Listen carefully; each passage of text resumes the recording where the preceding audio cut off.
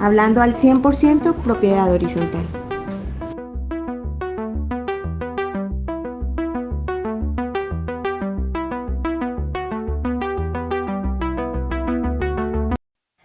Hola, bueno, tengo que hablarles muy rápidamente porque estos videos son muy cortos, quisiera explicarles tantas cosas. Voy a contarles sobre una consulta que tuve esta semana y me dejó como pensando y a cualquiera nos puede servir.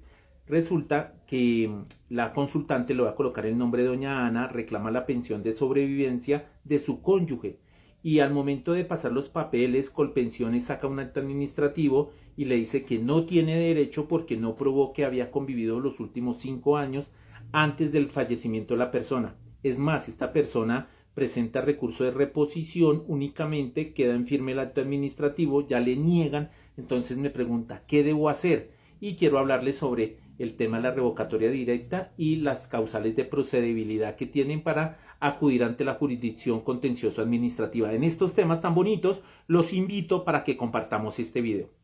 Doña Ana se acerca a la oficina y me manifiesta que precisamente le niegan la pensión porque no pudo probar que había convivido los últimos 5 años con el causante. Y recordemos que el artículo 47, anoten bien, de la ley 100 de 1993 establece que tiene derecho a la pensión de sobrevivientes, y vamos a hablar del caso del cónyuge o de la compañera permanente exclusivamente, aunque sabemos que hay otros sobrevivientes como son los hijos menores de 18 años o los menores de 25 años que no estén incapacitados para trabajar, o sea que estén estudiando, o si no existen ellos, los padres o los hermanos incluso en estado de invalidez, o los hijos en estado de invalidez. Pero voy a hablar del cónyuge y la compañera permanente, cuyo requisito es precisamente demostrar que convivió con el pensionado o con la persona que tenía derecho a pensionarse durante los últimos 5 años antes del fallecimiento.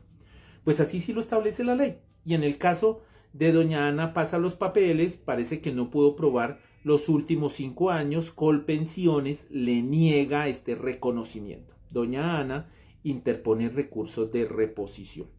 Hace uso de este recurso, recordemos que la ley 1437 del 2011 establece que contra los actos administrativos de carácter particular y concreto proceden los recursos ordinarios de ley. ¿Cuáles son? El de reposición y en subsidio apelación. Se pueden presentar y el término es para presentarlo durante los 10 días siguientes a la notificación del acto. Si le niegan la apelación porque no la supo sustentar, no cumple con los requisitos, procede también el recurso de queja. Pero en este caso, doña Ana solamente interpuso reposición, no acudió a la apelación. Y le confirman su decisión y le niegan la pensión. Entonces la pregunta es, ¿y ahora qué tengo que hacer? Pues lo que yo le aconsejé a doña Ana es que el artículo 93 de la misma ley 1437 del 2011 establece una figura que se llama la revocatoria directa. Y la revocatoria directa, según el artículo 93, puede operar en los siguientes casos, y son 3 las causales para que opere la revocatoria directa. Cuando el acto administrativo está en contra de la Constitución política o la ley. O el segundo, cuando crea un agravio injustificado. O el tercero, cuando está en contra del interés público o social. En este caso, doña Ana tiene que tener en cuenta que como hizo uso de los recursos de ley, así haya hecho solamente el de reposición, una de las causales de improcedencia de la revocatoria directa, ojo para ustedes, es que haya hecho uso de los recursos de ley. Sin embargo, no se podía presentar revocatoria directa antes de que existiera la ley 1437 del 2011, cuando se había hecho uso de los recursos de ley. Así lo establecía el decreto 01 de 1984. Pero con la ley 1437 del 2011, o sea, los actos administrativos o las actuaciones iniciadas con posterioridad a la ley 1437, o sea, con posterioridad al 2 de julio del 2012, sí le proceden la revocatoria directa, así se haya hecho uso de los recursos de ley bajo la causal segunda y tercera. Esto es, que el acto administrativo esté en contra, o sea, más bien cree un agravio injustificado o esté en contra del interés público o social. En estos casos, sí procede la revocatoria directa, así se haya hecho uso de los recursos de ley. Yo le aconsejé esta acción de revocatoria directa, pero no es porque sí, porque la presente. Debe haber un argumento jurídico para que el propio funcionario revoque su acto o el inmediato superior revoque el acto. ¿Y cuál es el argumento jurídico que puede utilizar doña Ana? Si bien es cierto, el artículo 47 establece el término de 5 años, demostrar que durante los últimos 5 años debía haber convivencia hasta el momento del fallecimiento. Recordemos que la Corte Suprema de Justicia en diferentes acciones de tutela y la misma Corte Constitucional, que es la que guarda la Constitución política, estableció que no es necesario para el cónyuge, cuando yo estoy hablando del cónyuge, la persona que es casada. En cambio, sí es obligatorio para el compañero o compañera permanente. Incluso podemos hablar compañeros o compañeras permanentes del mismo sexo. Lo mismo para el cónyuge. No es necesario, según la Corte Constitucional, y hay una sentencia de la Corte que es la T228 del 2023, que para el cónyuge demostrar los últimos 5 años, sino simplemente que esos 5 años hayan sido en cualquier tiempo. Entonces, y además tengan en cuenta el tema de que cuando las personas, incluso para la compañera permanente, han tenido que separarse forzosamente por temas de violencia intrafamiliar, entonces también la Corte se ha pronunciado respecto a que no deberían contarse los últimos 5 años. Pero para la cónyuge, en cualquier tiempo, tal como lo establece esta tutela, porque si demuestra que es su mínimo vital, que es su sobrevivencia, procedería a la reclamación. Entonces, Colpensiones obró mal, porque no tuvo en cuenta la jurisprudencia.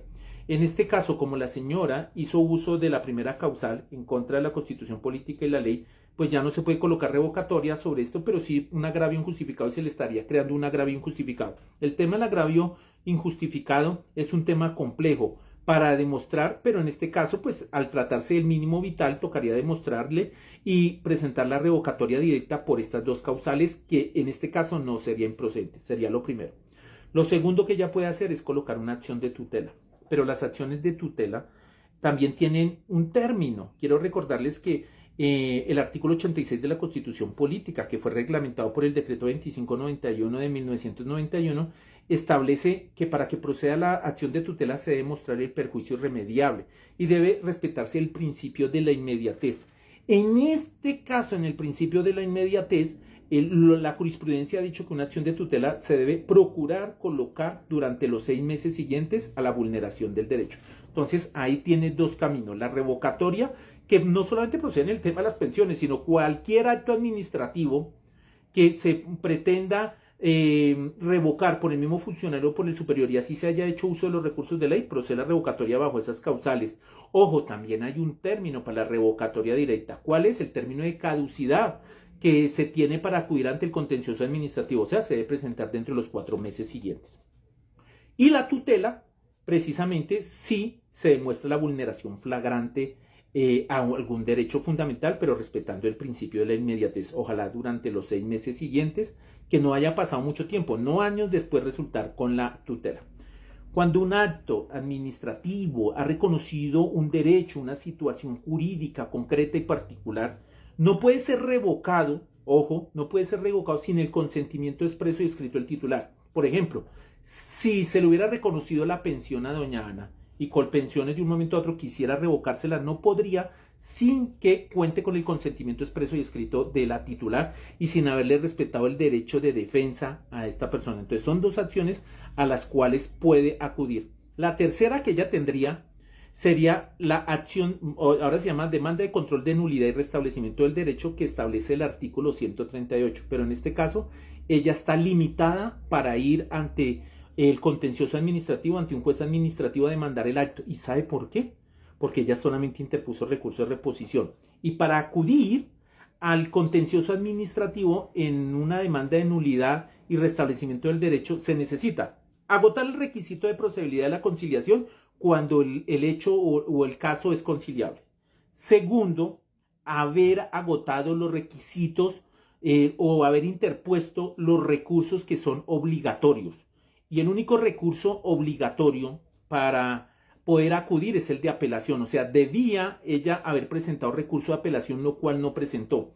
Como no presentó recurso de apelación al acto administrativo, entonces tampoco puede ir ante el contencioso administrativo porque no cumple con esa fundamento, con esa procedencia que debía, que era haber agotado la apelación del acto. Por eso no puede irse en una demanda de control de nulidad y restablecimiento del derecho que también se presenta dentro de los 4 meses siguientes bajo los causales que establece el artículo 138. Mire que son temas muy bonitos, pero el tiempo se me fue.